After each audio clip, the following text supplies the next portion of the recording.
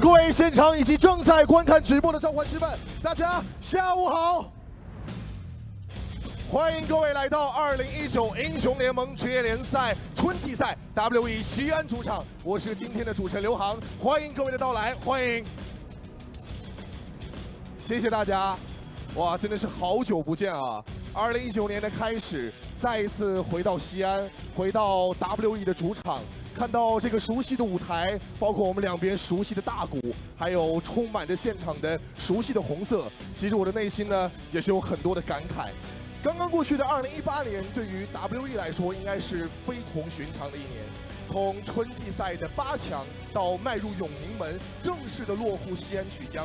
WE 从这里开始征战了2018年 LPL 的夏季赛，在这里要特别感谢西安曲江新区对于 WE 的支持，当然也要感谢所有的不离不弃的 WE 的粉丝们，你们对于 WE 的支持。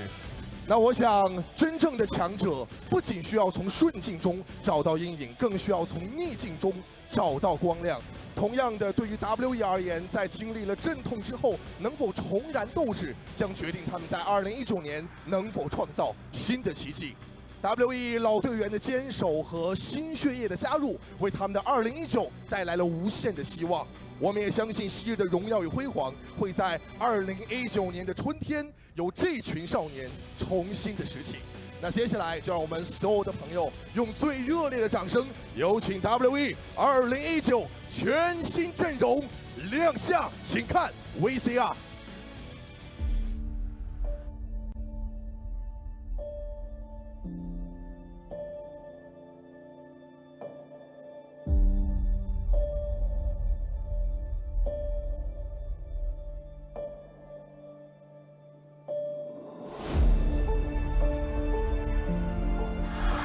大家好，我是草莓威海多，欢迎大家来到 WE 新的主场西安。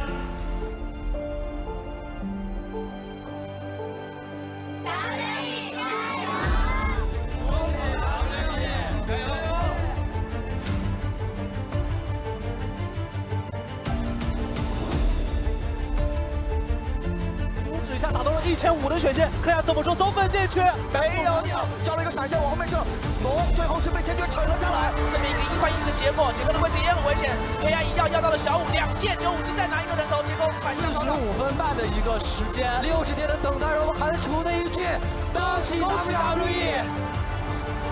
恭喜 WE！ 这场真是打得太漂亮了，一直被。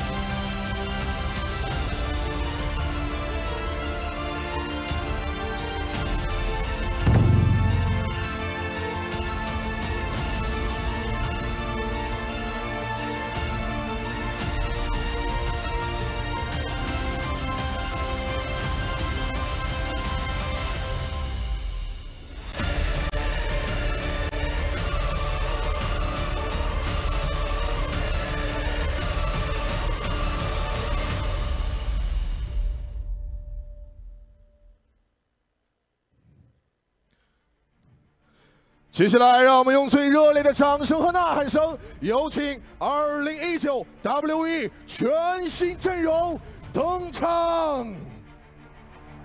有请团队核心队员坚实臂膀的队长957。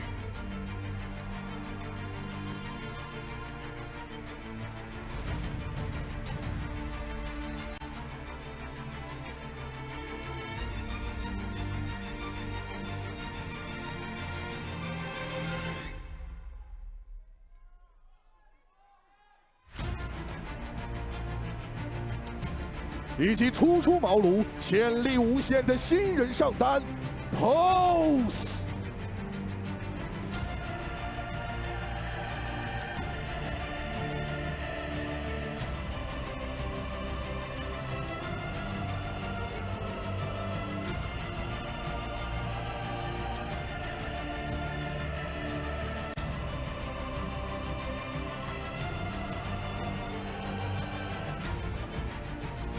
有请天赋异禀、扭转乾坤的 Magic。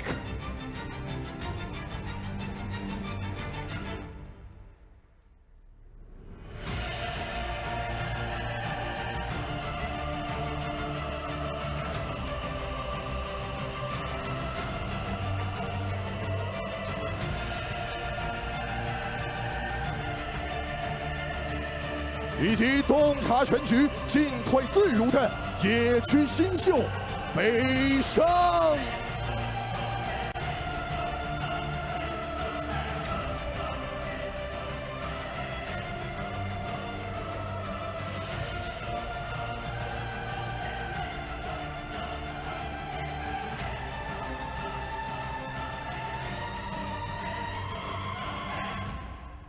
有请经验丰富、中流砥柱且不断突破自我的徐烨。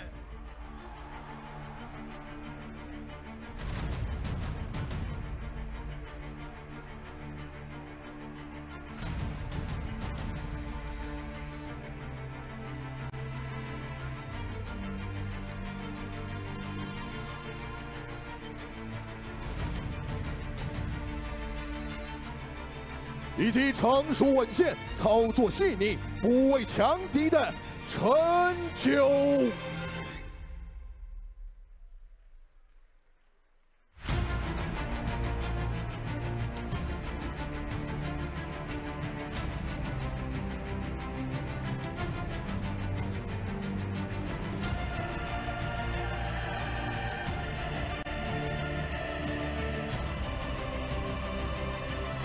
有请独当一面，在逆境中依旧 carry 全场的 Mistake。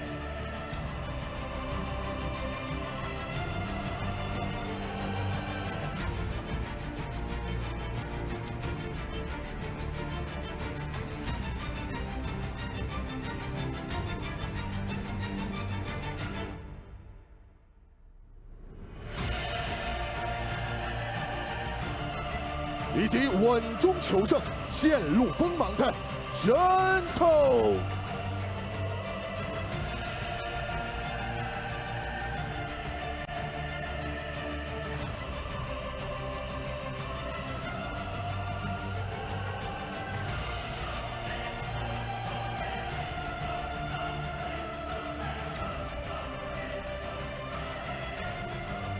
有请运筹帷幄、决策果断的 Missing。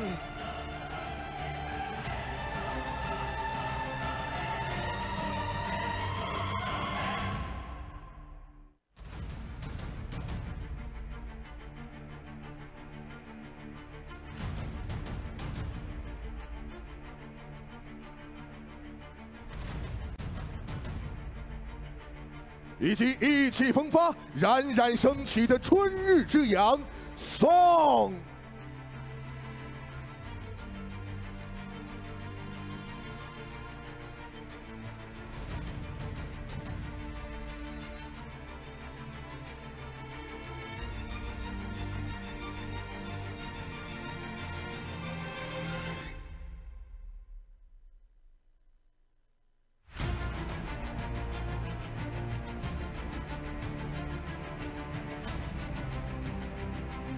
此时此刻 ，WE 10位队员已经集结完毕，整装待发。他们将驰骋在2019 LPL 春季赛的赛场，向着胜利和荣耀发起冲击。WE still keep your dreams。谢谢所有的队员，谢谢各位，请到台下准备我们的比赛，辛苦了，谢谢你们。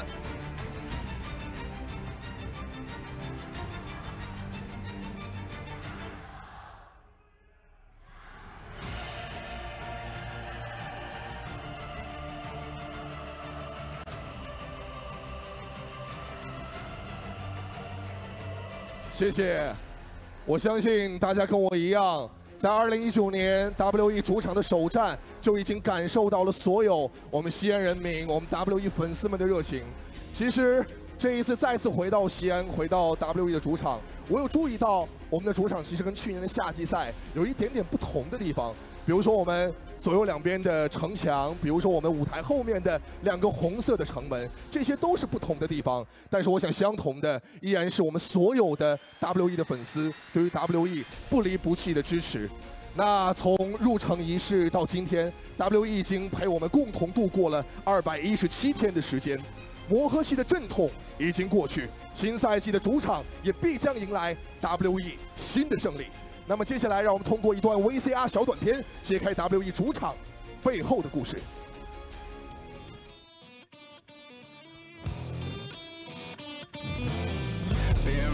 Fast, crossing county lines just to make my name in the city. The feeling it's my time. I know I'm taking it now.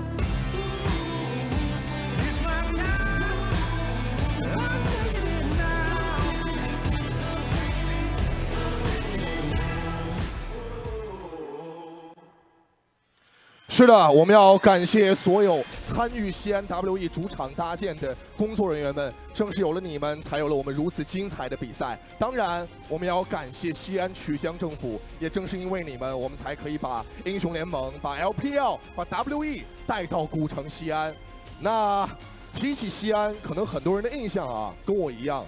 第一个会想到钟楼，或者是西安厚重的历史文化，或者是西安各种各样丰富多彩的美食小吃。那电子竞技、英雄联盟，包括 WE， 从去年开始被越来越多的人熟知和喜欢。WE 的西安主场也是让我们西安之前传统的可能单纯的历史啊、厚重啊、文化这种印象，增添了一些青春、活力，包括激情。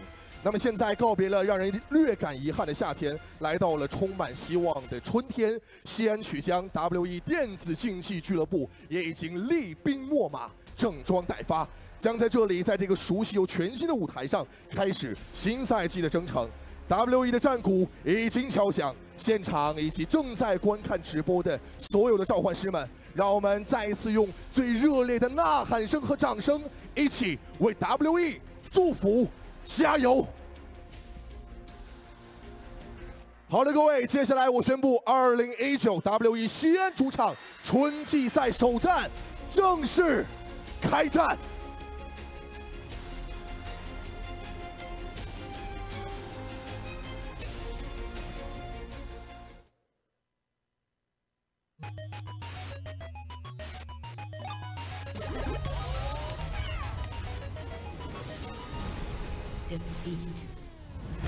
又输了，7个拿了7个人头都能输，我服了，可惜了，可惜了，可惜了。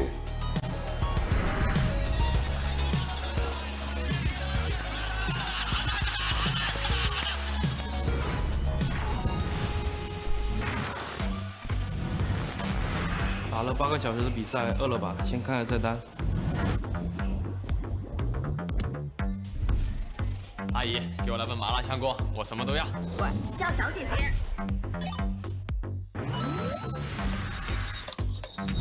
海式奶茶要不？加了枫糖。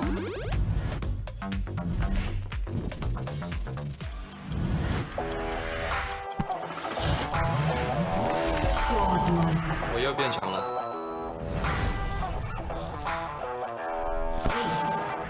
王在敲门，敲门的人是我。准备好当救世主了吗？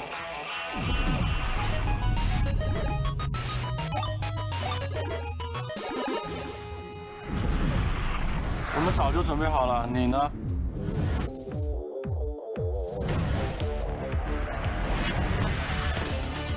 来吧，去创造你们的时代。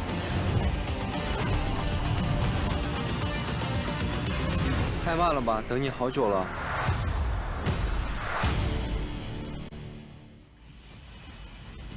Welcome to the LPL. We are here in week 1, day 5. My name is Matt Niberia Clendaniel. I am one of the 2 new LPL casters this split. I am so excited to be here. Truly a dream come true. And here on this journey with me, the songbird of the LPL, Clement Chu. Thank you very much. And if you guys were wondering, yes, he does have a barcode at the back of his head. That is true. Whoa, whoa, whoa. We're not talking about my other job. That's just my moonlighting. My bad. Okay. Just need to keep that on the down low. But something we don't need to keep on the down low, Clement. Yesterday, we missed a few matches. We had 2 series, and there's something notable about them, Clement. Yeah, this is the first day that we saw the games go to all 3 sets. And fortunate for Snake and TOP, they were able to pull it back from the brink of a Game 1 deficit. And Snake especially, this is surprising for because we did not expect them to do this well into EDG. EDG, traditionally one of the powerhouses of the LPL, and we've seen them play extremely well earlier this week. They got a 2-0, so against Snake, getting 2-1, this is really impressive for Snake, and this could be a new season, a new leaf turned over for them. Definitely. A lot of eyes have to be paid to those new players on Snake, Asura in the bot lane, and of course Mala, the Korean new mid laner. Yep, and of course TOP getting 2-1 over V5, and you're going to see the results of that here on your screen. Yeah, the first thing we have to look for, even though it's only week 1, is that Invictus Gaming once again on a historic run. They're already up 4-0, and last year in 2018, they had back-to-back 18-1 splits. So they're on another good start again. They're going to be looking to recreate that performance, of course, but hot on their heels. Suning Gaming, one of the upstart teams we've been looking at, calling them a super team, a powerhouse. They're maybe going to give Invictus Gaming a run for their money. Kind of a rocky start against Vici Gaming of all teams, but Maple and Sword Art have been looking sharp, and there's a lot of expectation for them to break into the top 3. Absolutely, but we're not just here for the standings. We're also here for today's matches. First up, we're going to have WE versus SDG. We, of course, saw the opening ceremony in WE's Xi'an Stadium. And second, we're going to have JDG versus Rogue Warriors. It has been a story of heartbreak for WE fans in the Xi'an Arena. Opened the stadium with 6 straight match losses. But we heard what the announcer was saying right there. The summer of 2018 is already over, and for spring, we're going to rekindle our fighting spirit. Always remember to dream on, W fans. But first, before we talk a little bit more about WE, let's go to SDG, the newcomers to the LPL, this brand new roster. They were dominant in the LDL, having a record 14-0 season. So Clement, there's one player we wanted to talk about in particular. There's the whole roster, of course. Changhong in the top lane, Xiaopeng, Twila, Gala, and Mark. Yeah, but the one player that we should all focus on, I feel like, will be Twila. We call him the Time Mage because he plays so outside of the meta. He has multiple picks like the Zillion, like the Aurelion Soul, and also the Rise that he does deal with outside of the meta when they're not even that strong. And if you look at his stats, he was statistically their best player. Highest KD of LDA Northern Conference, and also the 2nd highest kills per game. He likes to play on those control mages, and the way SinoDragon sets their games up in the early game is they have a control mage pushing the mid lane and then grouping up to invade with Xiaopeng on something like the Lee Sin and the Nidalee. Of course, can never count out Xiaopeng and Changhong. It's a very topside focused team. They have a lot of strengths there, but they're going to be up against some tough opponents today, Clement. They're going to be up against WE. None other than WE, the dream team that started it all of League of Legends Esports in China. They had a tremendous 2017. We have to remember that they 3-0'd RNG during the spring split. They went to MSI, they were Rift Rival champions, and they also took home the semi-finalists for that World Champions here in China. But for 2018, it's just a completely different story. It really was not a good year for them, going from such huge accolades down to just 7th and 8th in the spring playoffs. It's got to be a big hit to them, but they have their 3 core members still remaining, 957, Xie, and Mystic. The story for WE is that life got in the way. Condi lost a family member while Mystic started his own family. Congratulations, he is now a father. The bright side for WE is that they still have their core players here, and I would like to talk a little bit about Xie. In spring split, he was actually runner-up to MVP right next to Rookie. We call him Mr. Big Shot. Had ton of game-winning plays on the Cassian, on the Azir, and then there's also Mystic. Mystic has been putting up some insane stats, especially last year. Huge hyper carry player, and actually his damage share first in the LPL. You have to look at that right there. He's above above Uzi and above SMLZ in terms of his DPM stats and damage share. Usually damage share, 30% is high, but he's going over that. He's going 36% of his team's damage, and when he came back from what we assume was maternal leave, he carried the game to 3 straight victories to close out the match, or else WE would actually be the last place team in the LPL in 2018 summer. He did prevent that. So when we saw WE last, we really can't say it was indicative of their whole season performance because they did have that turnaround there in the past few games. Mystic back on his feet after he's got the baby out of the way, a very stressful time for any new parent. So now he's come back, he's refocused, but we were talking a lot about the 3 core members, but 957 and Xie aren't actually going to be playing today. Yeah, that's an interesting thing that's coming up from W. I only assume that this is because they are going up against SinoDragons, who aren't really projected to be one of the top teams right here, so they might have a bit of breathing room before the Chinese New Year break to test out their new players. And for those new players, we have to go to Pos in the top lane. Actually, sorry, it was pronounced Pose in the top lane, a Korean top laner coming over from Reverse Gaming. He's really known on those fighter champions like Camille. And for the mid lane, we also have Chen9 stepping up, a Yasuo player from Moss 7 Club who stepped up to the position after Yagao was taken by JD Gaming. And it's an interesting dynamic we're going to have in the mid lane then, because Twila, we know, is all about the control mages, but if you have someone like Chen9 who's going to play these Yasuo, these weird assassin styles, somewhat like Doinby in that regard, this is going to be a weird matchup in the mid lane. Yeah, and I think mid lane is the most important lane these days because all of the power picks, you think about the Akalis, the Gallios, all the picks that really do most of the damage in the early to mid game are focused in this mid lane position. So it's going to be up to Twila. Can he actually play the style that made him so dominant in the LDL Northern Conference? Can he really dominate on something like the Zilean? Because that wasn't the case when they showed up against EDG. Twila was down by over 27 CS a game in that series, and SinoDragons, they just didn't have anything for the early game. On the flip side, you have Yasuo and Magic for WE. Magic is really known as a knock-up type of player. Jarvan and Rek'Sai are his best champions, so that does sound like a really spicy combo to then pair it up with Chen9, who is a Yasuo main. Yeah, we've also seen the Yasuo Galio earlier in the week to great effect, or Jarvan Galio, sorry. So the Jarvan is definitely a pick that could come out, and this mid lane matchup is doubly important for these teams because both of their AD carries are hyper carry players. Yeah, definitely. I actually feel like both of these AD carries, Mystic and Gala on the other side, they have very similar champion pools. Mystic has always been known as the go-to Caitlyn player. He has the highest win rate on Caitlyn at 80% out of any AD carry in the LPL. Doesn't matter if it's out of meta or not, he will lock that in. And for Gala, he's actually very similar. His best champions are the Caitlyn and the Ezreal as well. So we're really going to see a similar matchup where both guys are looking to scale up and be the hyper carry for their teams. Papa Mystic going to try and show him how it's done there. With the Caitlyn and the Ezreal, they share that champion pool.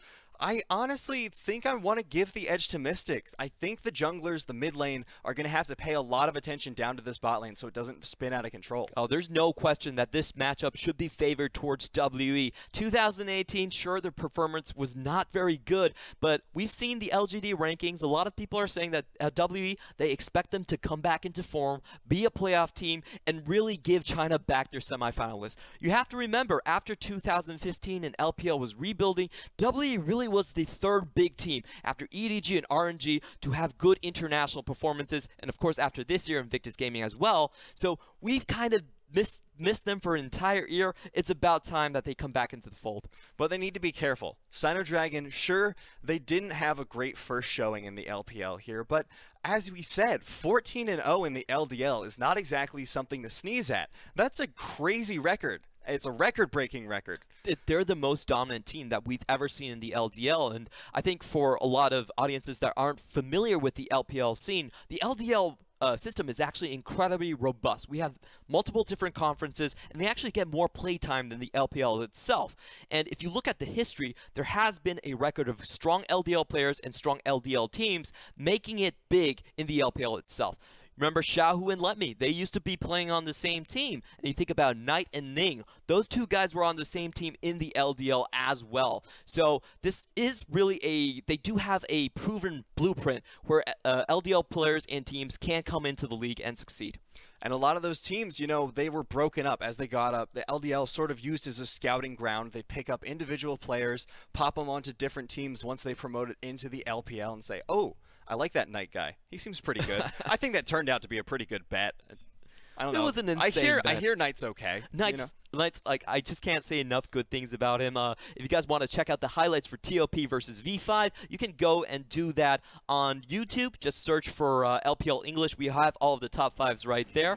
Unfortunately for V5, they had this play where they teleported the entire team with a Realm Orb straight into Knight's Galio, and that did not end up well for them. It's kind of how they got back in that series. But as we said, LDL is a great chance for these teams to come up. It's a developmental league, and now they've made it here. We want to see what they have to offer. We want to see how they can play against an experienced team like WE, against a team with these stronger carries, with these potential great performances. And we want to see if they can do it in Xi'an's home court. Everyone remembers the Xi'an Stadium.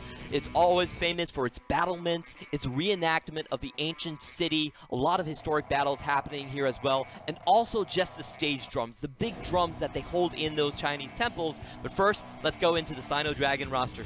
Yep, on the top lane we have Chang Hong, in the jungle Xiaopeng, Twila in the mid lane, Gala on AD carry, and Mark on support. Important to remember, the player we're looking for is Twila to dominate the early game, really play his control mage style, and be the time mage that he was so good on in the LDL. Additionally, there are a few picks we need to watch out for here in the draft, especially Mark.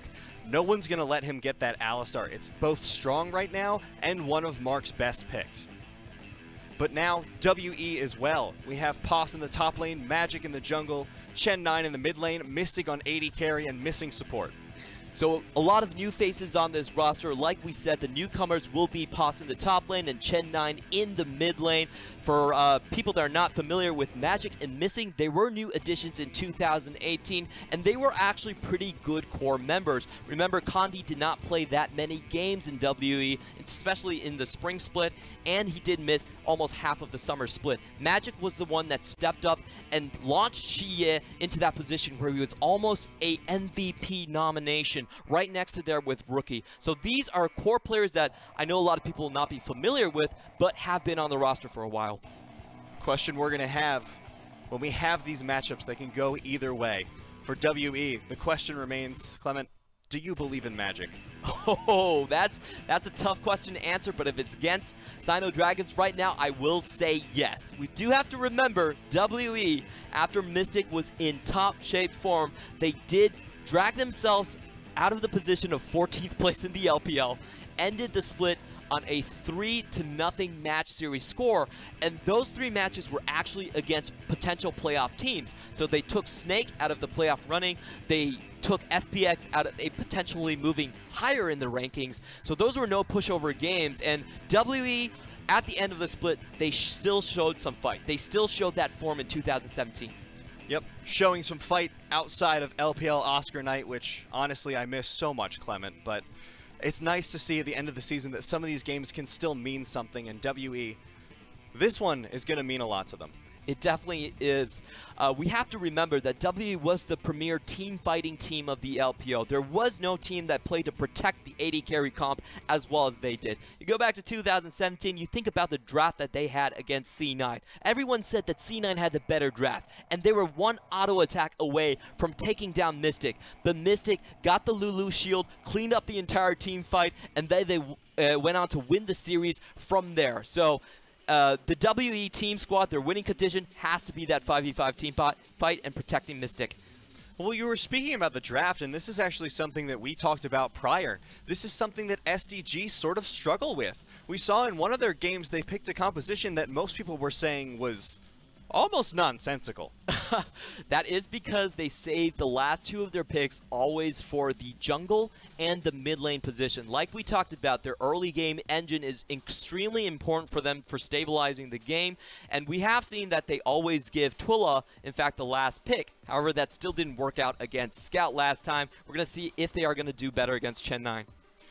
Chen 9, of course, not exactly a franchise player like Xie, but he is definitely a potential challenge for Twilla. So I want to see, going into this, how the draft is going to evolve around these players. We've mentioned points of power, points of contention, some core players for both teams. And I want to see how both teams adjust, because you said SDG reserved their drafts last for their 2 core players for the mid-early game. Is WE going to capitalize on that? Are they going to notice that and instead try and force out the champion pools of Twilla? I think Twilla is just a very difficult player to really play against. We have seen teams actually just ban the Zilean away from him, but I don't think you should be too worried about Twilla overall. Like, he will throw you some kind of weird picks overall, but I think if you're confident enough in your ability, you can just kind of roll with the punches. Don't be afraid to blind pick for yourself would be my answer. Twilla, I think, while he has his strong suit in his champion pool, that's also a weakness for him because he doesn't play a lot of the meta picks. The picks that we're really looking at are stuff like the Aatrox, the Akali, the Semi-Assassins, the Aurelia, that type of stuff. That type of champion pool actually fits Chen 9 style a lot more. And that's going to be a sticking point for SDG. Not only is their drafting strategy sort of non-standard, to say the least, but their champion pools aren't exactly fitting to the meta all the time. Changhong is a good player, and he can play a lot of things in the top lane, a very solid member, but Twilla's champion pool is going to get pinched a little bit, as maybe Marks. I think that's the biggest problem with the draft for SDG so far, because they don't have enough flex picks to really confuse their opponents. This is what we've been seeing. There's been so many 3-lane picks. The Victor is one of them, the Cassiopeia, the main one. If you don't have those in your draft, it's very easy to guess where all of these picks are actually going to. And right there on the screen, we actually saw legendary coach Wei Xiao sitting behind the players right now. I imagine he's actually itching to just push Mystic off the seat and say, hey, can I get this game? I'm the true OG AD carry. Ezreal's in season. Can I please play this one? I don't know, Clement. I think this is the LPL last I checked and not WWE, but honestly, I would kind of like to see him take a chair up behind Mystic and go, he's a father. He has a family now. You know what? You're right. He would gently nudge him off to the stage and be like, come on. Your baby's at home. You can take care of that. I'll be here. I'll sub in for you here at work. You just go home, enjoy your family, have a nice evening out. But Wei Xiao, like you said, like the grandfather of AD carries here in China, he inspired so many players to become AD carries, and he really is one of those legendary players alongside names like FLICKR, who just changed the scene and set the stage for so many more players to come. Wei Xiao really defined the LPL as a region that focuses on their marksmen, on their AD carries. He started it all with the game plan to kind of drag it out until 35 minutes, wait until the ADC has 3 or 4 items, and just take over the game from there. And he used to do it on the Ezreal as well, back on the legendary squad with W, with Coach Aaron, and we also saw in the stadium right there, Cao Mei was there to open up the stadium and welcome all the fans there. So it just brings back so many fond memories to see him in that position. But I also will say, I think that there's going to be a lot of pressure for him to really work as a coach, because WE's previous coach was Coach Home, and Coach Home is legendary in the LPL scene because every single split where he was healthy, he took his team into the playoffs. Now, WE has already missed one playoff session under Coach Wei Xiao, so he really needs to make amends on that track record. This is sort of a theme for WE as a whole. They really want that redemption story. They want to come back from their rough last season. They want to come back and say, hey, those last 3 games, they weren't a fluke. They weren't the exception to the rule. They're the new rule. That's what we want to bring back. Wei Xiao is going to guide us, and we are going to come back as a team. We're going to come back with our core members, and we are going to show that we are still a contender here in the LPL. It's definitely what they're looking for. This team, just so much history. They really started the spark of low esports here in China with their win at IPL 5. Everyone remembers that tournament, but W in the end walked away with the championship from there. Unfortunately, right now we do have a bit of a peripheral issue, so you're kind of stuck with just us two, Matt, the new caster, Clement here, and I kind of want to talk about the meta a little bit. Like, I feel like WE, my biggest question for them is, can they actually drag the game out to the point where they could play their old style and put everything onto Mystic, have him on that hyper carry type of AD, and just take over the game from there? Because that just doesn't seem to be the game plan that we've been seeing recently. The games are so fast these times. The average game time is only 31 minutes, and none of the AD carries, I would say, outside of Kai'Sa, really drag you into that point where you want to go late. Well, you bring up a good point with that, Kai'Sa. That is something I was going to bring up as the exception to the rule, as it were. So the Kai'Sa itself proves that at the very least there is room for those carries that early game, not so great, scale better into the late game. And I think against an inexperienced team like SinoDragon, it's definitely possible for WE, with the experience in players and coaching staff that they have, to drag out these games beyond what the meta normally allows to ensure themselves a safer win.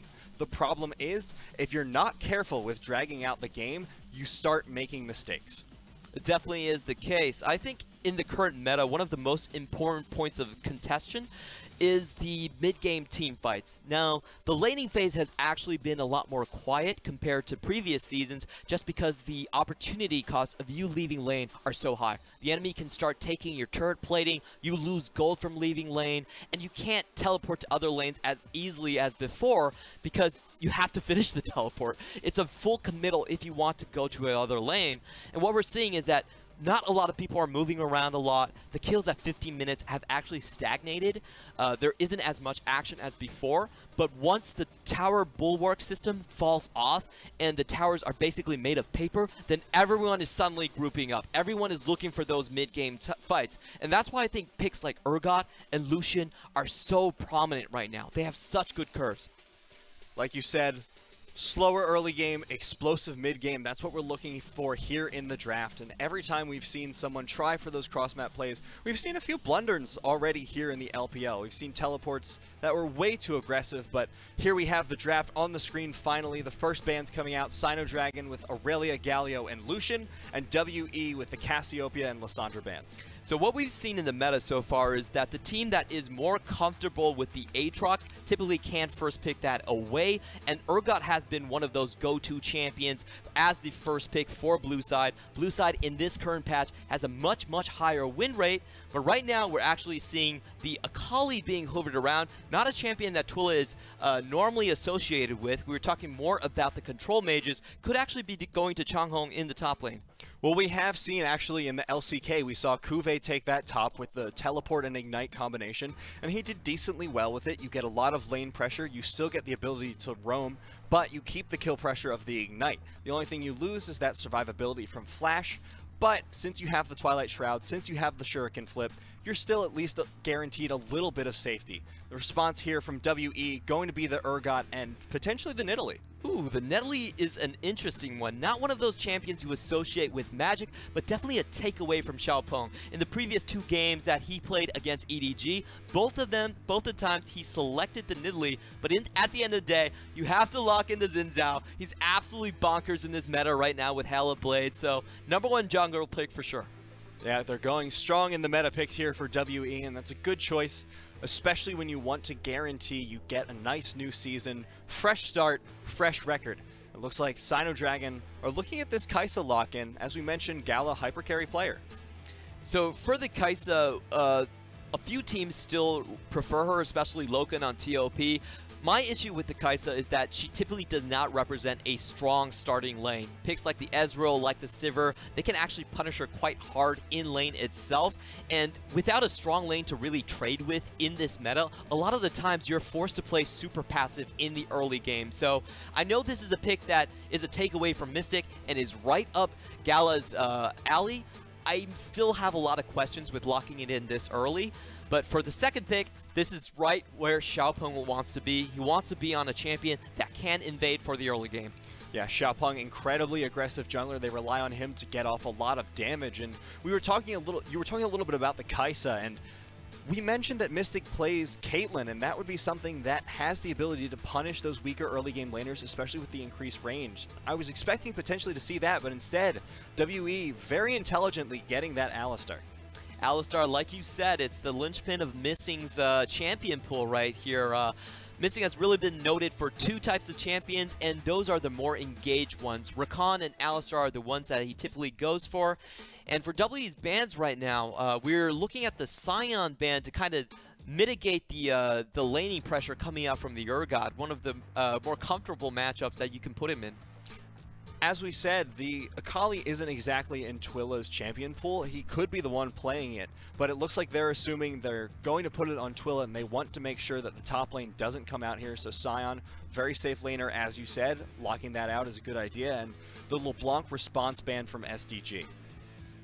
I wonder if SinoDragons are going to consider taking out the Yasuo. There's already a lot of knockups in this composition so far, and with that last pick, I do feel like going for the mid lane would fit the strategy for WE better. The counter strategy to shutting down SinoDragon's early game is you just want to make sure you have a good matchup against Twilla. So I think SinoDragons, they're a bit in a pinch right now. They don't want to give over a potentially difficult matchup. And now WE with the second ban onto the Morgana. Like you said, they want good matchups here, so preventing Morgana, whose Black Shield can stop the engage there from Missing's Alistar.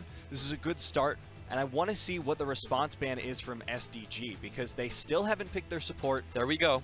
There's the Yasuo, like you were saying. Chen9 known for it. They're going to ban it out. And now it looks like potentially the Misfortune pickup here from WE. Oh, no. I think it's going to be Ezreal. It has to be Ezreal. Yep. Wei Xiao standing behind you. He's nodding his head already. Lock it in.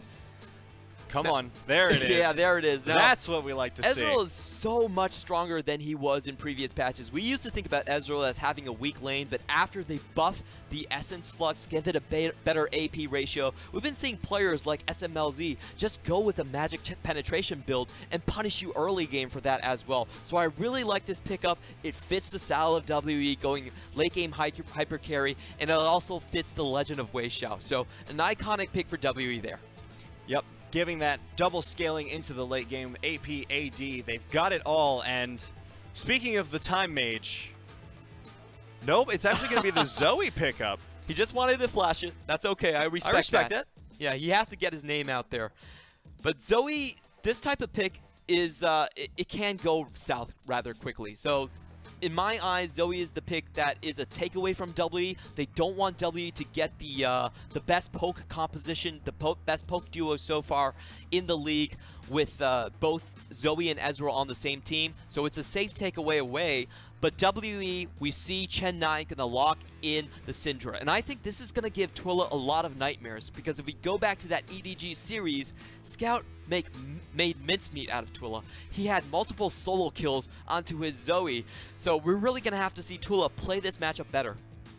And this is sort of a question I had going into the latter half of this draft, Clement, is with SDG trying to get these picks as takeaways, like the Zoe, are they sort of shooting themselves in the own foot with their composition they're left with?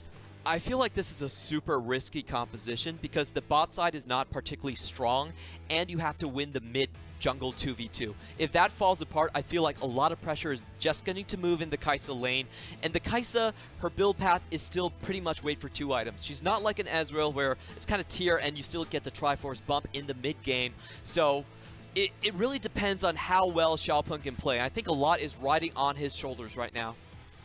And of course, Xiaopeng versus Magic now. Gonna have to be watching this as the game develops. If Xiaopeng needs to do work, then all Magic needs to do, stop him from doing it.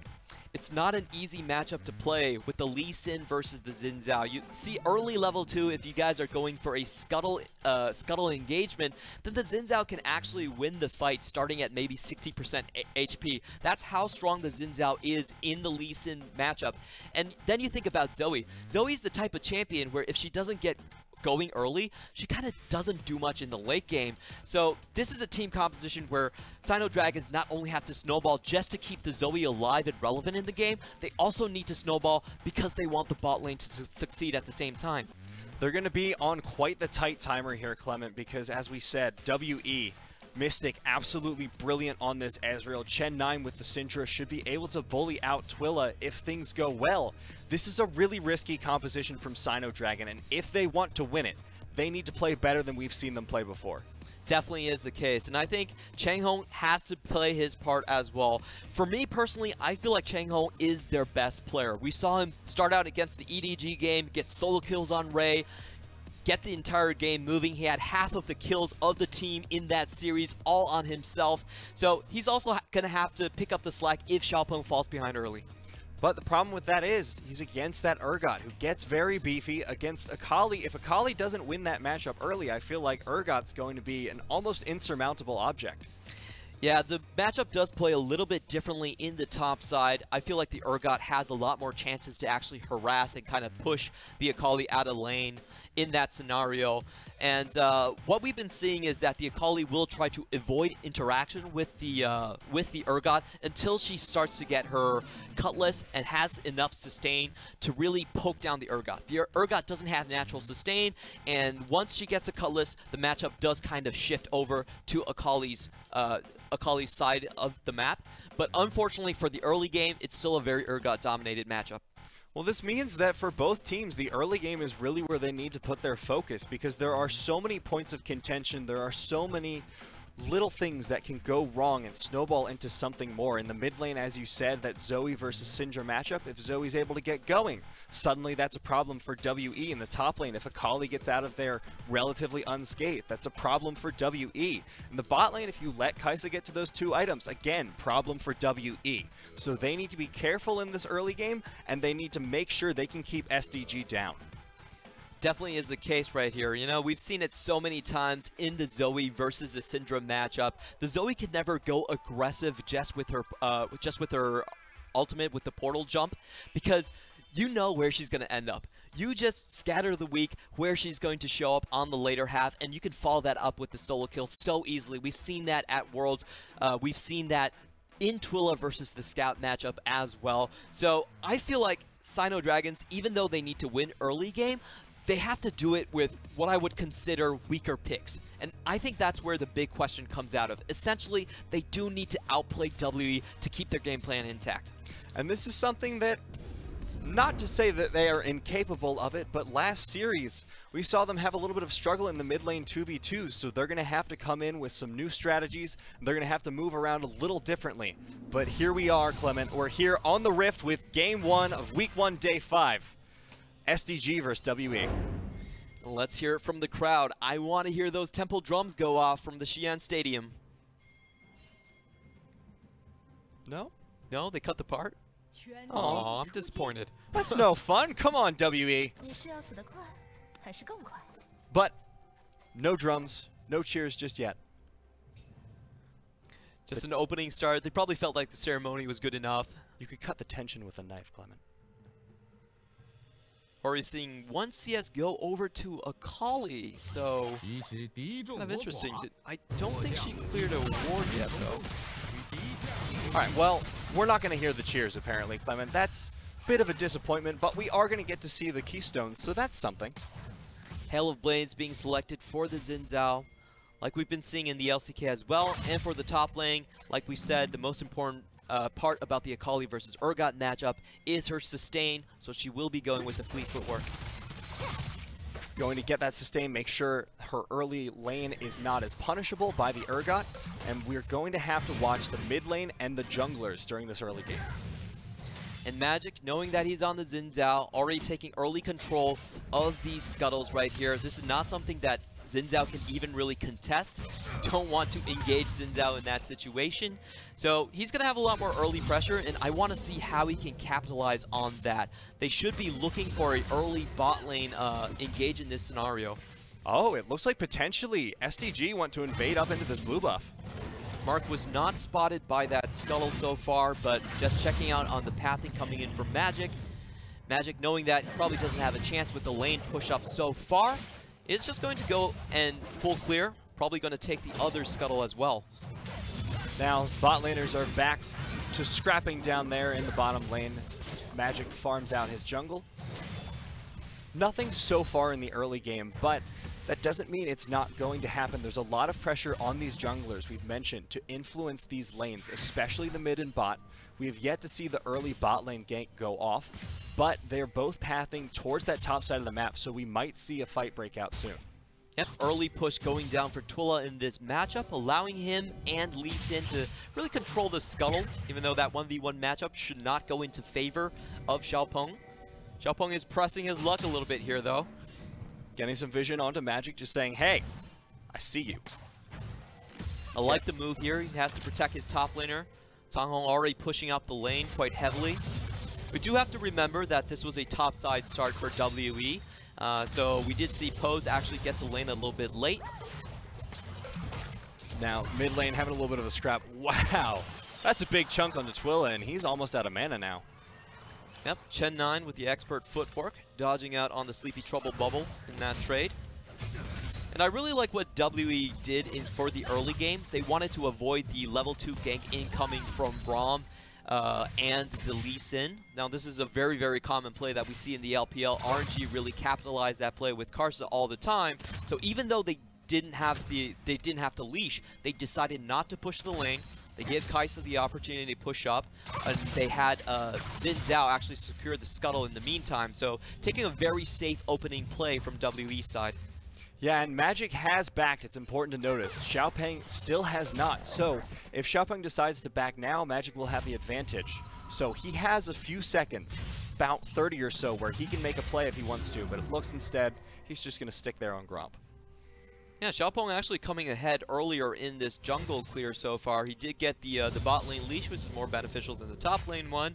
And he did push out the Xin Zhao from his own top side a little bit, denied the ganking opportunity. So I said so far, like I felt like Xiaopeng did a really good job of negating the early game advantage coming in from Magic. But Magic, with his earlier back, is looking to capitalize on it.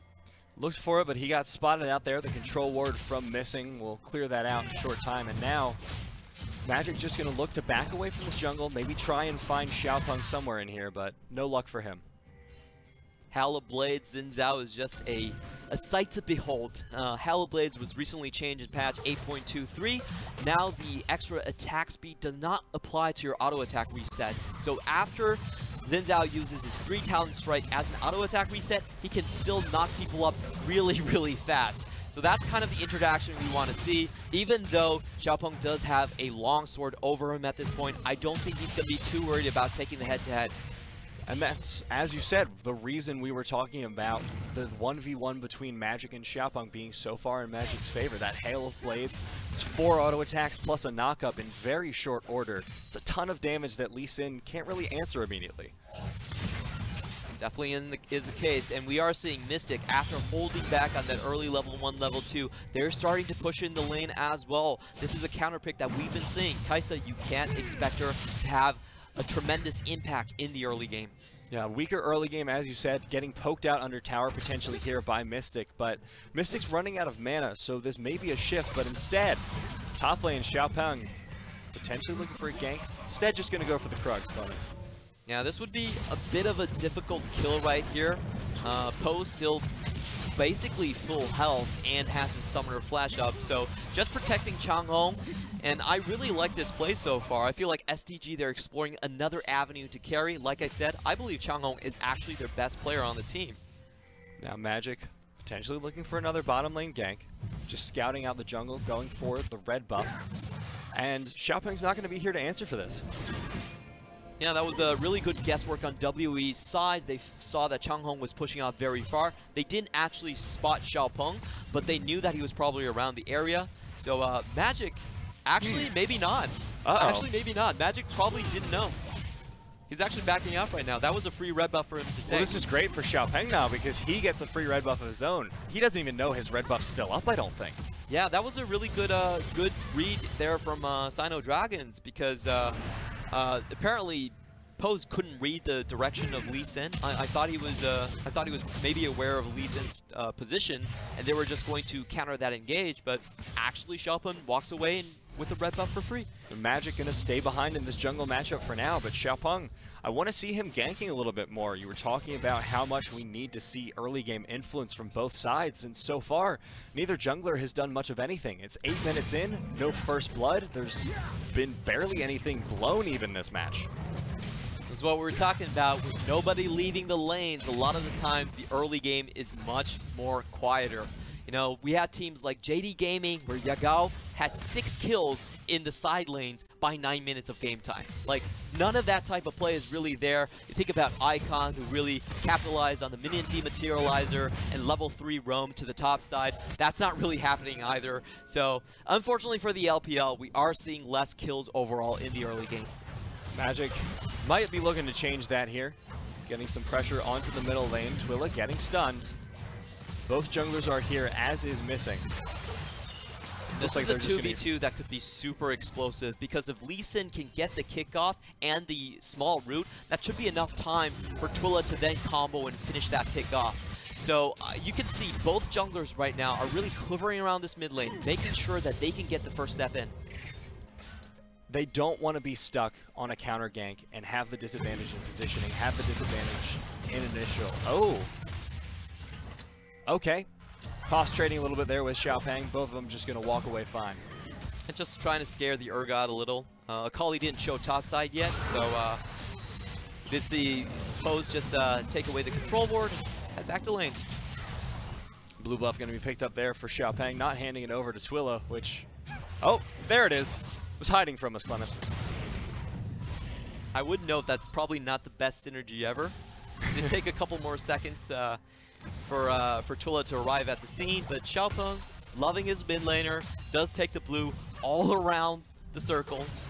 Just for an easy takeaway. That's true love right there, Clement. I would never wait for anyone to get the blue buff. If you're not there the moment it goes below 200 health, it's mine. And that's why we're not playing on stage right now. Unfortunate. I used to have those esports streams as well. I know my place now. Just salty and solo queue, that's our place in life, Clement.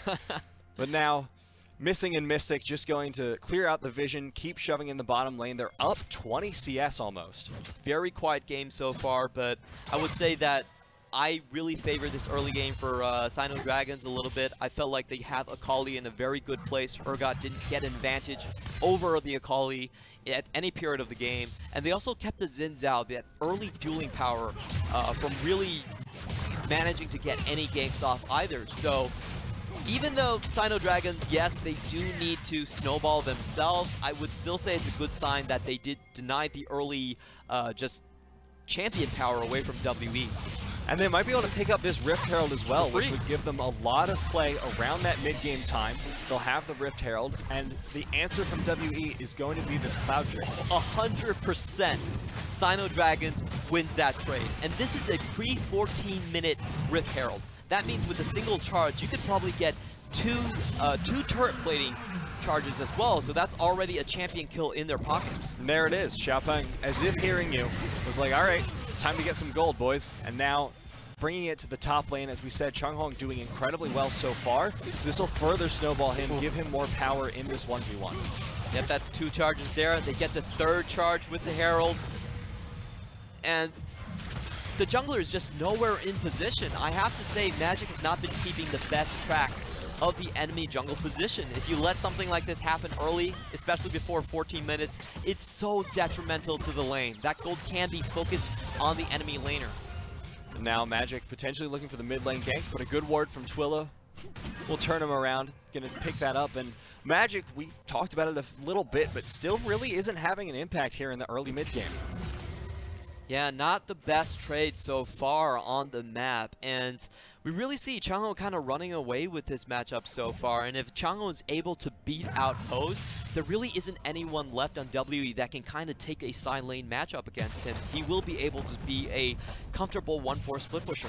Yeah, this is their win condition now. Changhong getting ahead, getting power in this lane. If he's able to 1v1 Pose, there's, like you said, no one to answer, so he could just shove down. They'll have to dedicate at least 2, and SinoDragon then, with that extra resource, can start making more plays around the map. Definitely isn't the case, and this is the bread and butter from the SinoDragons, invading with your jungler Xiaopeng.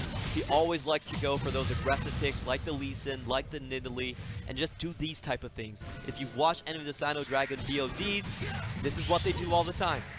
Yep, Xiaopeng so aggressive, sort of a tertiary or secondary damage threat every time they draft a composition for him. Oh!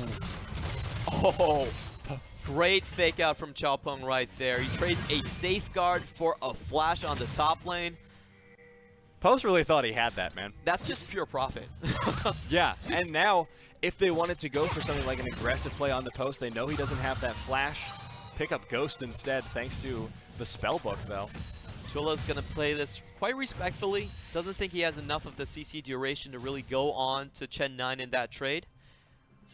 And still, no items out yet for Gala on the Kai'Sa, but Mystic has the tier, has the Trinity Force as well, so if he wanted to start putting some pressure down, he has the items to do so. This is the strong point that Ezreal has in the matchup. Once his Triforce is completed, he can take down the turret so fast, and you have to remember, Essence Flux, that extra damage you can proc on turrets as well, so it's a great tower plating taking tool. Boom, there it is. Going to get that second play. That was perfect time, but oh, it's a 4-man gank down onto WE. Missing, going to get a great pulverize, but Mystic is the one getting chased down onto. But it looks like they might be able to survive. No, one kill first down. blood down. Missing as well. 2-0 for SDG. And that's just transitioning their early game advantages so far that they are able to make the cross-map play. I also like how they timed it at the 14-minute mark, so there was no possible trade back from W on the top side. Uh-oh, WE looks like they might be wanting to aggress here. Magic here looking on for the it. flank. Oh, he's going in onto Twila. I don't think this is the best idea. Uses the ultimate to disengage. Yeah, didn't have a good position for the Crescent Guard. I believe he was looking for a Crescent Guard and R into Flash to knock someone back into the WE team members, but unfortunately couldn't get the position, and that Ignite really told him to back off a little. Yep. WE getting by far the worst end of that trade, and SinoDragon really executing well. Let's watch that again. Great teleport positioning ward. Mystic going a little bit too far forward just for that turret plating. You know, a lot of players do die for that 160 gold. Great positioning from the rest of the crew coming in as well. Mystic dodged a lot of skill shots coming in from the Braum and the Lee Sin, but it still was not enough to save him. And now, SDG going to reset, get back into their lanes and decide what they want to do with this lead. Still only 200 gold up over WE and down a dragon. And now Changhong might get engaged on here. Headbutt Pulverize comes out. Changhong low, has to flash away. Might be able to make it out of here. The dive from Magic. Ooh, oh! Keeps alive. He lived. Lived at the end with the, I believe it was the 5-point strike that kept him alive, just with the regeneration. Of course, Hextech Gunblade helping him out right there as well. Do you see kind of a late first blood timer pop up right there? Now pressure onto the top lane coming out from SDG as WE answers in the bottom lane. I do really like the answer from WE. I felt like it was a bit of a mistake coming in from SinoDragon, so they are giving away just a straight-up turret trade, even though they had a massive advantage in terms of the top lane, and also the dragon being taken away coming in from WE. But ooh, maybe I'm wrong. Yeah. Maybe Magic is prioritizing these dragons too heavily. Maybe a little bit. I thought there was going to be enough from WE to repel the top lane push, but no, they just lose 2 turrets in a row, and now that top lane inhib tower is exposed. This is great news for the Kai'Sa. She was down already 20 CS in lane against the Ezreal. You can't really compete against the Triforce, but now she's straight back on track. Like, I don't think she's going to finish her second item that far behind Mystic. And like you were saying, that second item is the point where Kai'Sa suddenly comes online, whereas Mystic on Ezreal has a bit of an easier path. He has more item spikes. If Gala can get ahead, get that second item, we're looking at a much closer game than we envisioned initially. And SinoDragon's actually able to pull off this game plan without any confrontation coming in from Twila at all. Twila at all. Actually just relying on the jungle pathing from Xiaopeng and keeping Changhong alive in the top lane was enough to snowball this advantage. I'm really impressed. Yeah, Chen9 we thought was going to do a lot more against him. Of course, Syndra able to get easy engaged, easy stuns, and powerful ultimate with a lot of burst damage, but still no kills onto Twila just yet. But maybe the engage comes out here. Oh, missing, just living up to his name with that Hex Flash there. Yeah, it was a little bit unfortunate. They only got marked with Scatter the Weak, so really not many targets to follow up with on that one. Maybe a potential fight coming out here, but I don't think either team really wants this. Yeah, neither team has pressure over this Baron buff. Of course, it's still 18 minutes. Just posturing around, trying to see if they can fish for kills right now from WE. I believe WE right now, they're in a lot of trouble. I think Changhong is so far ahead of Pose in this matchup at this point. You can comfortably 1v1 him. It's a long lane. I don't think the Urgot's going to have any pressure there.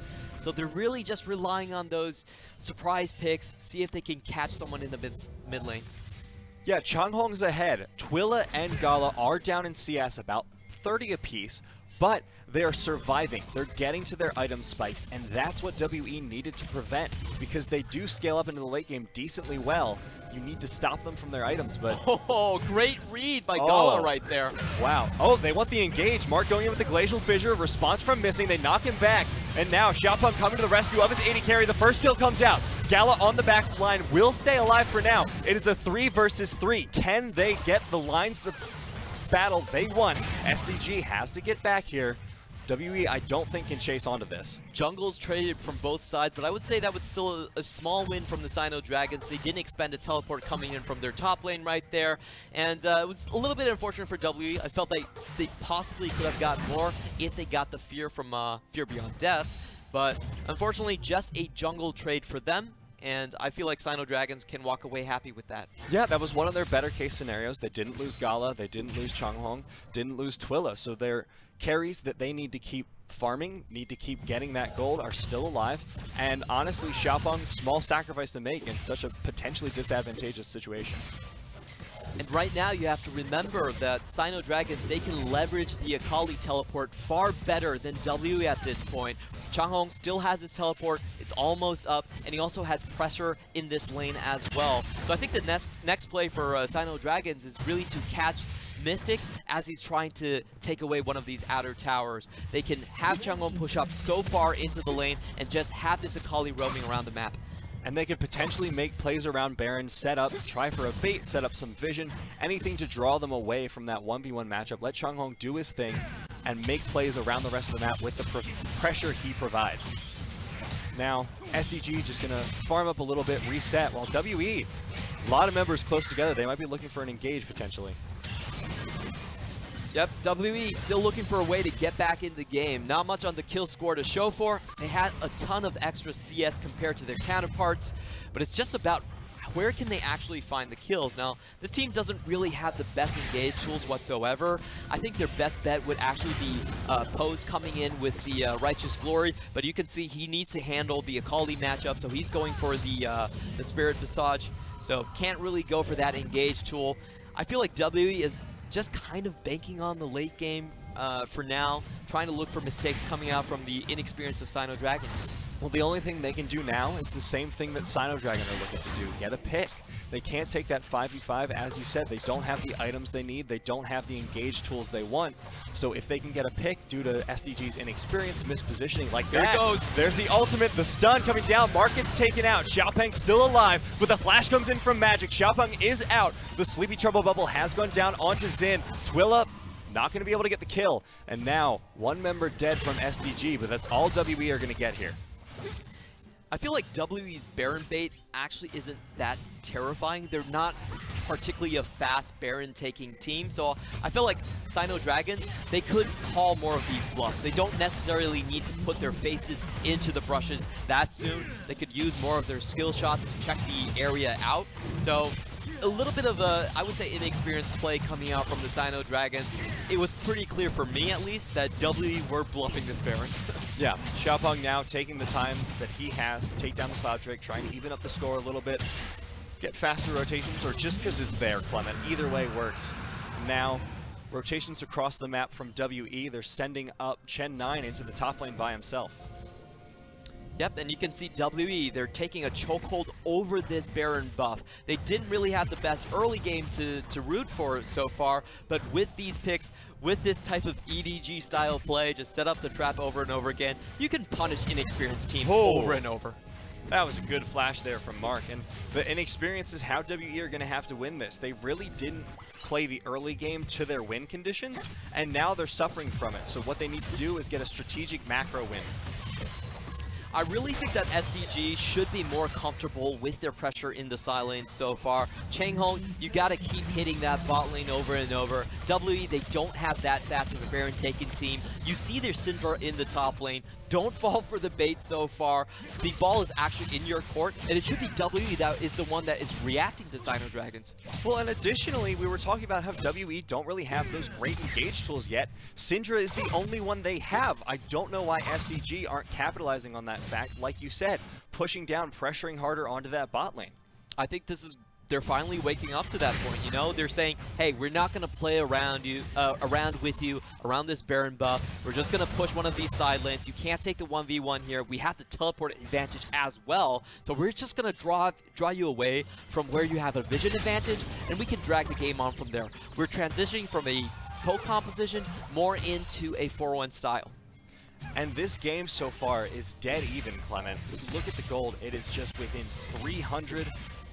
2 dragons to 1, 3 towers to 3. It's still anyone's game, but the question is going to be, like you were saying, will WE be able to wait for that late game, or will SinoDragon capitalize in the meantime?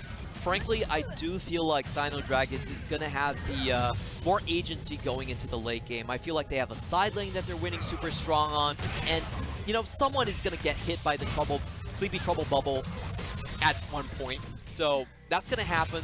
That's an inevitability. And for WE, they don't really have the best tools. They're trying to play around vision, try to bait people, but so far it's not working. You can see how much that Sleepy Trouble bubble made them react. They had to put everyone in the front line. Mystic had to E out. Everyone was playing so carefully around him. This is how Twilla wants to play it. If he's able to get more of those, you force WE onto the back foot, and you might have a much better time at getting those engages. I like what WE are doing right now. They're saying we're sick of this side lane pushing over. You know, we're going to do the Baron bait again.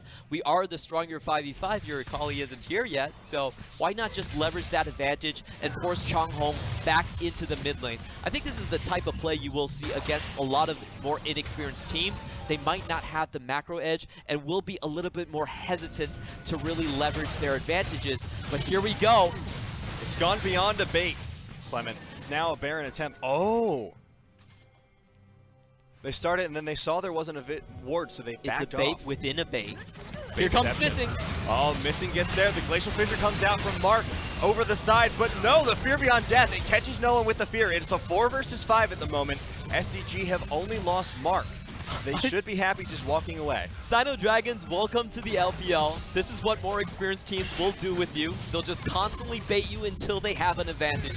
I can't believe how many EDG games I've seen that they've won just with this single tactic. Now, SinoDragons, if they have the waves in place, they should have the map pressure. They should have W reacting to them. But W are just able to bluff them out over and over again. And this time, they even got Changhong teleport. That's massive. Yep, Changhong no longer having the teleport means he can't safely press into the side lanes without worrying about a Baron take or anything cross-map. I really want to see a second blue trinket coming out from Twilla. Sure, these guys have a lot of skill shots that they can just throw in the dark, but it would help if they just got that second blue trinket. You wouldn't have to face check. If W baits you once, you can drag out the timer and have them just start on the Baron again, basically. And I felt like that would have given you enough time for Changhong to really convert something in the bot lane. But WE just playing the better fake game. You know, SDG, they're all thinking about playing checkers, but WE is playing poker with them. Indeed they are, and they've got a great poker face so far. Check out this fight. Missing coming out from a surprising angle. A little bit unfortunate here. We see Pose use the Fear Beyond Death, but not really getting anyone feared in the situation. The big thing for them, again, they did get the teleport from Akali, so I don't think this Akali is going to be able to push that far into the bot lane anymore. No, she's going to have to be careful, try and stay with her team as best she can so that if there is a fight she needs to respond to, she'll be there. Oh, heads up play by Mark. Oh, Gala still alive. Whew. That was a very close call. We have to remember that Ezra right now, he doesn't get reduced damage on that ultimate from pass-through on minions or champions anymore. It's just 100%, and it's 650 flat damage when he hits the level 16. Yep. But True Shot Barrage and Unleashed Power both used up so far. So if there were a 5v5, SDG would be having an advantage of 2 ultimates. But WE, once again, going for this Baron bait. This is just picking on the new blood. You know, they're just picking on the new kids on the block. Welcome to the LPL. This is how you play pro. You stay calm and you bait until someone falls for it. This is LPL hazing at this point. Oh, that was so close on his bullet. Oh, great engage there from Mark. He gets the Glacial Fissure. Xiaopeng is forced out into the backside. Changhong wants to go in. Magic incredibly low. Xiaopeng should be getting taken out, but Magic falls as well. Changhong gets 2, and now Fear Beyond Death was able to pick up 1.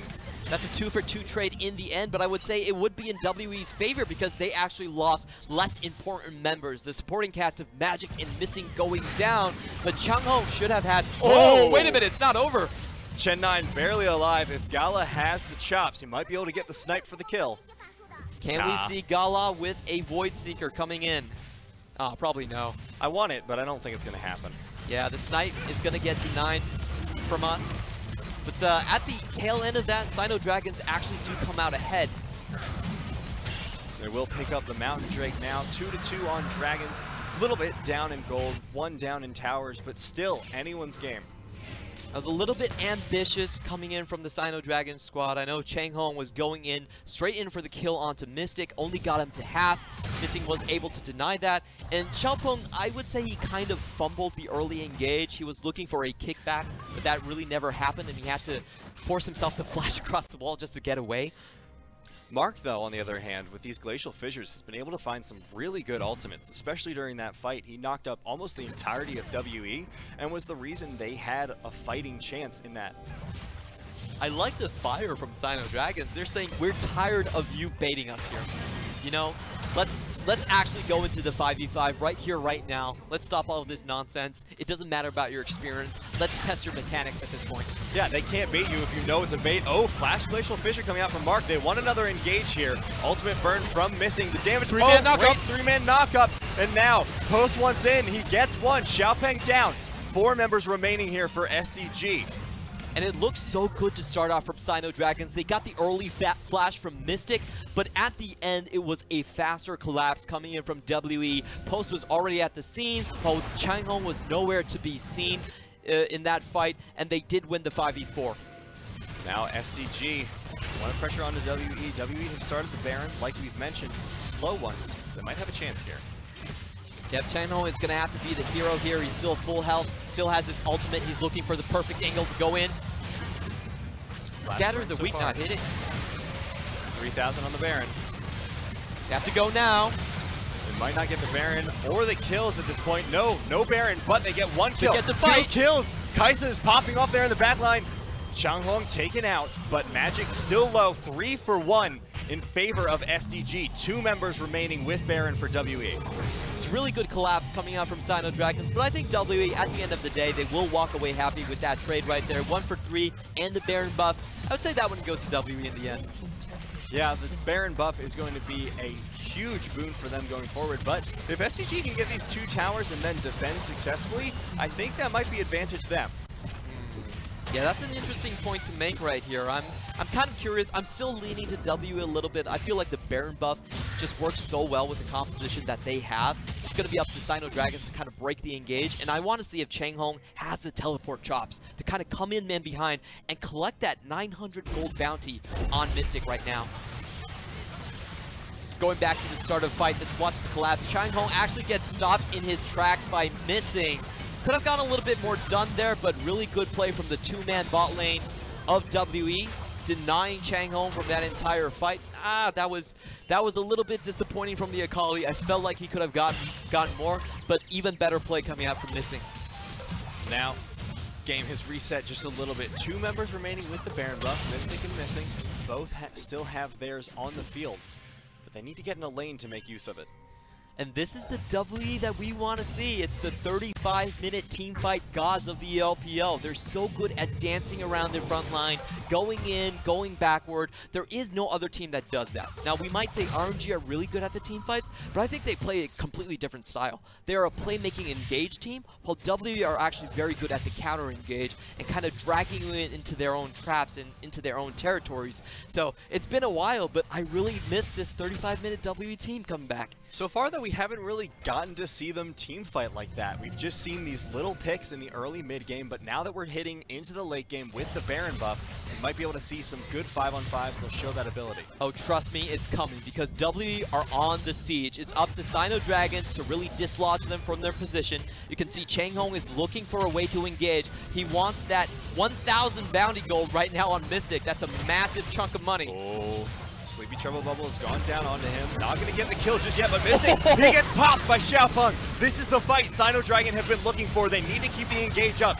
Missing is the next one to fall. They got a stun onto Magic. He's got the Braum passive ticking. If they can take him down here, they have only 2 members remaining. No Baron buff left on WE. What a baller play from Galat, going straight in, falling after the Sleepy Trouble Bubble. Remember, this guy is an AD carry going into the entire team of WE. Still no worries at all. Goes in, snipes down Mystic, and says, hey man, we're gonna make this Baron buff worth it. That's the power of Kai'Sa, baby. Killer instinct, so good at getting those engages, and Gala knew exactly when he needed to. And look at that bounty gold from Gala. Now it's him that's carrying that 1,000 bounty gold. He's been carrying, unsurprisingly. Let's just watch Tula with the play again. Tags Mystic in blind vision. He couldn't see that. Gala goes in among 4 WE members, snipes Mystics down, and then Xiaopeng is there with the execution Dragon's Rage to finish off the play, and there's nothing that WE can do from this point. Now, as you see on the minimap, SDG going to pick up the 3rd Dragon of the game for them after that big, huge team fight win. I like how ballsy these rookies are playing. Remember, SDG is a team that is completely formed of rookies. Their total experience in the LPL so far has been this 1 week. That's it. They're the only team that we have among the 16 that is comprised of no players that have played in the LPL. Or for them to show that type of courage and to show that type of aggression, I feel like they're a perfect match for our region. And this has got to feel so good for them. After their 0-2 loss earlier in the week, they wanted to prove themselves again, and in this game, they really have. And they're finally going for the double blue trinkets like I told them to. Tula, why were you holding on to the yellow trinket for so long?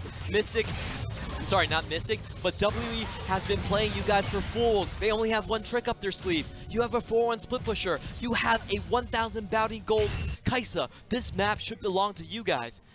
And we just saw it again, WE posturing for that Baron bait and the side brush in mid. They keep going for the same trick, but SinoDragon, they may be new, but they're smart. They know that they just can't keep doing the same thing over and over again, but WE doesn't seem to have picked up on that lesson. This is growth right in front of our eyes. This is why the LPL, we always have that one good team that comes up from the LDL and surprises everyone. Now, to be honest with you, the projection for SinoDragons is around 15th or 16th. They're right down there with Rogue Warriors, basically. But from what I'm seeing today, they could actually go a lot higher. Yeah, they've honestly surprised me in a really positive way. I didn't expect Gala and Twila to be performing so well this game. Gala, as you mentioned, has that 1,000 gold bounty, 5-0-6 on this Kai'Sa, and it's not for lack of playing aggressively. We saw him dive in earlier and get out completely unscathed.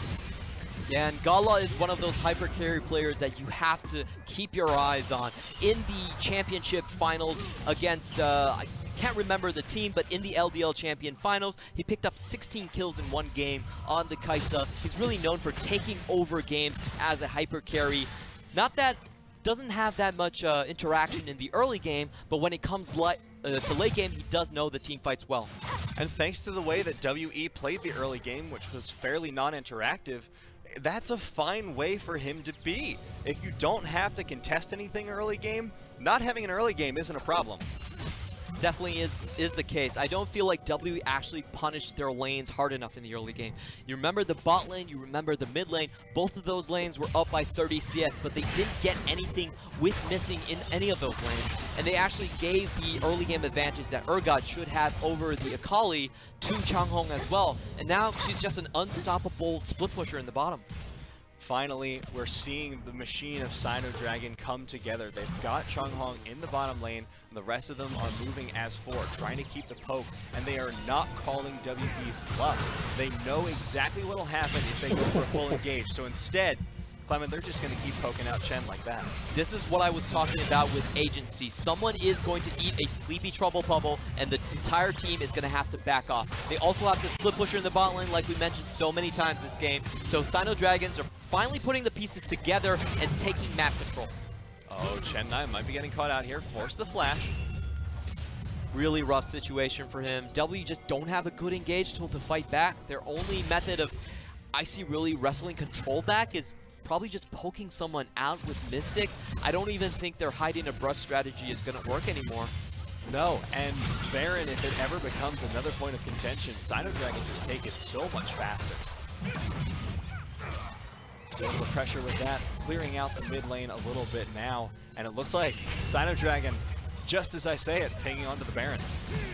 Yep, they got full vision on the red side. Chen9 is nowhere in position, and W have to be very wary here. Someone could eat the trouble bubble. It lands, but they won't be able to get anything off it. Unbreakable has been used. Oh, is this going to be the 2-for-1? No. That's a shame. That was really close. WE, they are stepping on eggshells right now. They do have an Ocean Drake, but I don't think they can go in. Nope, there's no way. Gala does way too much damage for that. Now, 5 men with the Baron. SDG have the driver's seat for this game. We need to see how they executed it. It's all on this. They can go for the 4-1 again. That's what they've been doing all game, and now they have the Baron buff to help them push. Definitely is the case, and they could also set up shop with Twilla right now. There's a lot of easy targets for him to focus out. Chen9, Magic, and Mystic. I don't think they can take 2 shots from that Zoe at all. So basically, SDG, SinoDragons, they can play the game any way they want it. They look like they're just going to try and take it slow for now, choke out the jungle, push up the lanes, and the Elder Dragon is on the field. I want to fight for it. I want to make a unpopular opinion piece, opinion right here, but I think the only way that SinoDragon lose this is if they full commit into a 5v5 against WE around the Elder Dragon. I think that's the only way that they really give up hold on this game. If they void that pitfall, keep onto the poking method, they should be able to secure it. That's a 1v1 versus Elder. Yeah, and it was so easy for Gala. Now Elder and Baron onto SDG. I think now they might be able to take that 5v5, Clement. They didn't even need to. Like, they completely avoided the pitfall. That's Baron and Elder on the same team. We could be looking at the first win from SinoDragons right here. And in fact, this game in the previous EDG series, both Twilla and Gala finished the series with 0 kills.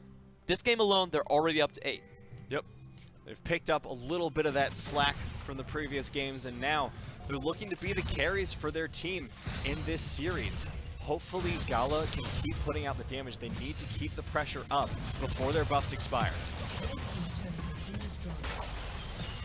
Another tower being taken with the Baron buff. It's really up to WE. Can they get the crucial engage on onto one of the carries? I'm looking at Scatter the Weak. Can it find anyone? Sleepy Trouble Bubble on the side. Not going to be followed up on by Twilla. They want to play it careful.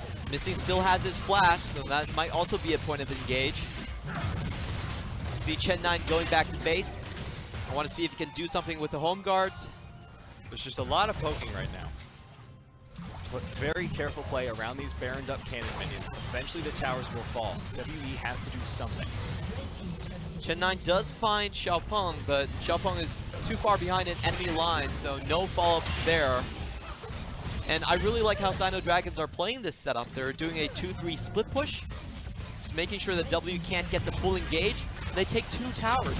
Uh-oh, engagement to Gala, the headbutt pulverized, and Gala's low. He needs to get out of there. He gets the ultimate. He's safe in the backline, and now the fight is SDG's. They're pushing forward. They're getting the damage down. Magic are going to be the next one to fall. 2, 3 so far. This might be the full ace. Clement, the GA has popped. Chen 9 taken down, and this might be SinoDragon's first victory here in the LPL. And SinoDragons are saying, WE, come on, give me your best. I want to see Shiye, and I want to see 957 come back onto the roster. Don't give me all this training wheel type of stuff. You have to show us some respect, even in Xi'an, WE. This is SDG saying, okay, we defeated the training level. Where's our boss? And I think they might be able to take the second one after that performance. Yeah, congratulations to SinoDragons. It's always great to see a new strong team emerge in the LPL scene. Like we said at the start, these guys are the most dominant LDL team that we have ever seen. 14 straight victories in their own conference, and they're here to take it into the LPL itself. Yeah, and they did it in convincing fashion. WE really didn't have hold on that early game that we wanted them to have, and instead they just let SinoDragon play their own game. They let them scale up, and they got punished for it. Yeah, and I really have to say, I feel like Xiao Peng outplayed Magic throughout most of the early game. He countered his strategy going towards the top side, and even though Missing had a massive lead in both his mid lane and the bot lane, they weren't able to capitalize on anything inside the red side jungle of SinoDragons, and that really led to the downfall, not getting anything early even with dominant lanes. Yeah, look at that gold graph. WE had it for just a little bit of time, but SinoDragon take the early mid, and at the end of the game, they absolutely snowballed their lead to hell and back. You have to give it to WE just a little, though. They had a really clever mid-game plan. They kept on baiting SinoDragons into that Baron buff, and I believe they found 2 extra kills that extended the game for WE. But unfortunately for them, they couldn't overcome the Akali, which was in a super strong position, and that team fight misplay where they had the Baron, but Mystic still got shut down. I feel like that was the game-breaking moment for SinoDragons. Yeah, clever, sure. But it was not enough for them to get the win, and we're going to be back for Game 2 in just a little bit.